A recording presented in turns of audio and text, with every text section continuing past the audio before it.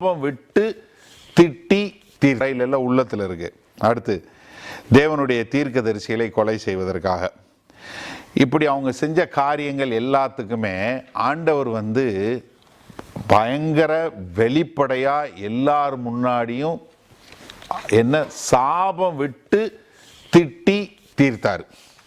அவர் ஒன்றும் நீங்கள் தயவு செய்து நீங்கள் மனம் மாறுங்க, நான் உங்களுக்காக ஜெபிக்கிறேன், இதெல்லாம் ஒன்றும் கிடையாது. ஏன்னா நம்ம நிறைய பேர் என்னென்னா இன்றைக்கு கிறிஸ்தவம் ஒன்றும் இல்லாமல் போகிற காரணம் என்னன்னு கேளுங்க, கிறிஸ்தவர்கள் விழித்து கொண்டு கண்டிக்க வேண்டியதை கண்டிக்காமல் போனது தான் காரணம், வேற ஒன்றும் கிடையாது. கிறிஸ்தவர்கள் விழிப்படைந்து எதை கண்டிக்கணுமோ, எது தவறான உபதேசமோ அதை அடையாளம் கண்டுகொண்டு அதை கண்டிக்க தவறியதுனால தான் இன்றைக்கு இவ்வளவு கள்ள போதனைகள், இன்னைக்கு இவ்வளவு கள்ள தீர்க்கதரிசிகள் வந்ததுக்கு காரணமே.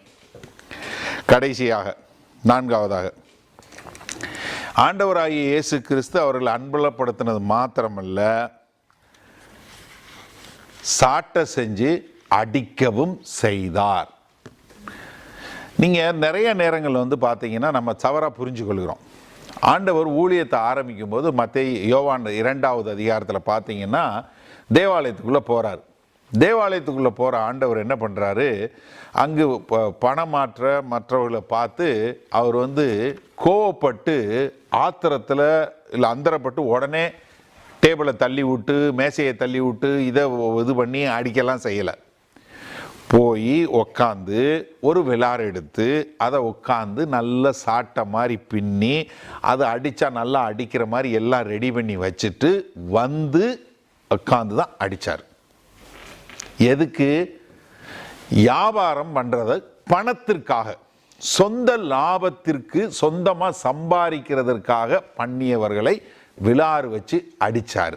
உட்காந்து விளாறு செஞ்சு அடித்தார். நான் சொல்கிறேன், தயவு செய்து புரிஞ்சு கொள்ளுங்க, சபையில் உள்ள தலைவர்களோ இல்லை ஊழியக்காரர்களோ இல்லை மக்களோ சொந்த லாபத்திற்காக பணப்பெருக்கத்திற்காக கிறிஸ்தவத்தை பயன்படுத்தினால் நீங்களும் விளாறு செஞ்சு அடிக்கலாம். எப்படி நம்ம இந்த நாட்களில் விளாறு எப்படி செய்ய முடியும்?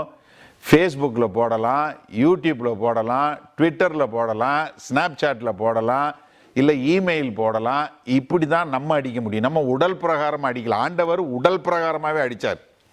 ஆனால் நீங்கள் இந்த மாதிரி தங்களுடைய சுய லாபத்திற்காக பணத்திற்காக, அதான் சொல்கிறார் ஆண்டவர், சொல்கிறார் இல்லையா, அவன் திருடன், திருடவும் கொல்லவும் தான் அவன் வருவான், அவன் பின்வழியாக தான் வருவான்.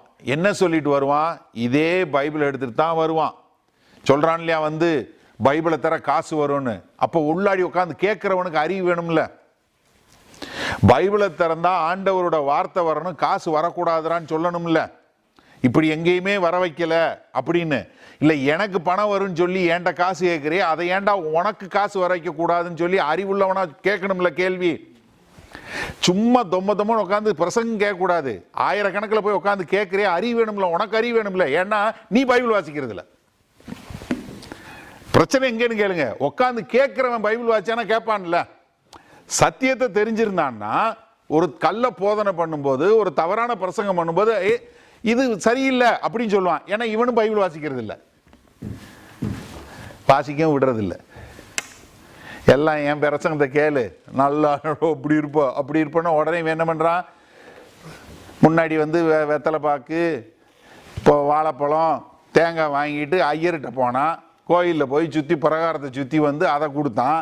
அவர் அதை வச்சுட்டு உன் தலையில் கும்பத்தை வச்சு நெத்தியில் இதை விபூதியை பூசி விட்டார். இப்போ அவன் கையில் பைபிள் வந்துருச்சு. இவன் என்ன பண்ணுறான், பைபிளை தூக்கிட்டு வர்றான்.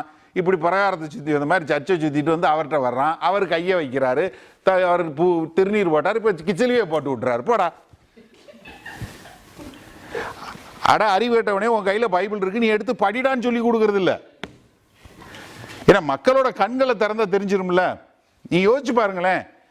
இப்போ நம்ம சர்ச்சில் ஒருத்தன் பைபிளை தர காசு வரும்னு சொன்னால் என்ன சொல்லுவோம்? நீ முதல்ல பிரசங்க மேடையை விட்டு கீழே இறங்கு, நீ சரியான ஆள் இல்லைன்னு சொல்லிடுவோம். அடுத்த செகண்ட் நீ இறங்குடா, உனக்கு இதுக்கு சரியில்லை, நீ கீழே இறங்கின்னு சொல்லுவோம். ஆனால் ஆயிரக்கணக்கில் உட்காந்து கேட்குறியே, நீ பைபிள் வாசிக்கிறவனா, வேத வசனம் தெரிஞ்சவனா, ஆண்டவரை தெரிஞ்சவனா இருந்தால் அது செய்யக்கூடாதுல்ல. கண்டிக்கிறதுக்கு என்ன ஆண்டவர் ஆரம்பத்தில் செஞ்சாரு, கடைசி வாரத்தில் கல்வாரி சிலுவைக்கு போறதுக்கு முன்னாடியும் இதே வேலையை செஞ்சார். அப்ப இதுல இருந்து என்ன தெரியுது, யாராவது ஒருவர், அது எவ்வளவு பெரிய ஊழியக்காரனாகவும் இருக்கலாம், எவ்வளவு வயசு உள்ளவராகவும் இருக்கலாம், ஊழியத்தில் சிறந்த அனுபவம் உள்ளவராகவும் இருக்கலாம், அழகா அற்புதமா பிரசங்கம் பண்றவராக இருக்கலாம், அவர் பரலோகம் போயிட்டு வந்தவர், டவுன் பஸ் பிடிச்சி பரலோகம் போயிட்டு வந்ததை கதை சொன்னவராக இருக்கலாம், என்ன வேணாலும் இருக்கலாம். ஆனா சத்தியத்துக்கு எதிராக என்ன சொன்னாலும் உடனே நம்ம அதை புரிஞ்சு கொண்டு அவங்க தவறு பண்ணுகிற தவறு சபையை மாற்றுவதாக இருந்தால் நம்ம ஓப்பனா பப்ளிக்கா வெளிப்படையாக எல்லார் முன்னாடியும் கண்டிக்கணும், கண்டித்தே தீர வேண்டும். தனிப்பட்ட முறையில் பாவம் பண்ணாங்கன்னா அவங்கள எப்படி டீல் பண்ணுறதுங்கிறத நம்ம அடுத்த வாரம் மத்தேயிலிருந்து ஆண்டவர் எப்படி பண்ணணுங்கிறத அதை நம்ம சொல்லுவோம். பட் இந்த வாரத்தில் நம்ம தெரிஞ்சுக்கொள்ளது, பொதுவாக சபைக்கு எதிராக, ஆண்டவருடைய வசனத்திற்கு எதிராக சபையை குழப்பக்கூடியது, விசுவாசிகளை குழப்பக்கூடியதாக, சுய லாபத்திற்காக செய்யக்கூடிய எந்த ஒரு காரியமாக இருந்தாலும் அப்போஸ்தலனாகிய பவுல் எப்படி வைராக்கியமாய், நீ நல்லா புரிஞ்சுக்கொள்ளுங்க, தேவ வைராக்கியம் நமக்கு தேவை. ஆண்டவர் ரத்தம் சிந்தி சம்பாதிச்ச திருச்சபை இது. அவர் வந்து மீட்க போகிற மனவாட்டி இந்த சபை. அதற்காக அவருடைய வார்த்தையின் மூலமாக நம்மை கழுவி, நம்மை ஒரு மாசு இல்லாம சுத்தமாக கழுவி, நம்மை அவர் முன்பாக கரையற்ற திரையற்ற ஒரு பரிசுத்த மனவாட்டியை தனக்குத்தானே அழித்து கொள்ள போகிற அந்த தேவனுடைய திருச்சபையை களங்கப்படுத்தக்கூடியதாக வரக்கூடிய எந்த ஒரு காரியமாக இருந்தாலும் நம்ம கடிந்து கொள்வதற்கு தயங்கவே கூடாது.